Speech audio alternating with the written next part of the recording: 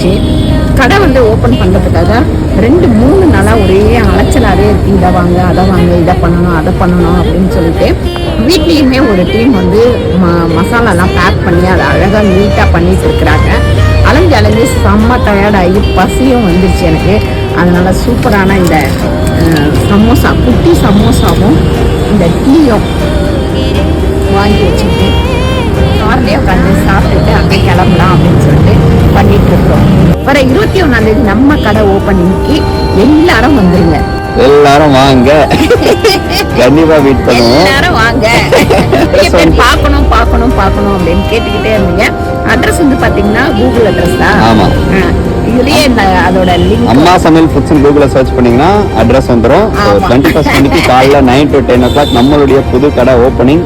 மறக்காம எல்லாரும் வந்துருங்க, மீட் பண்ணலாம். Thank you so much.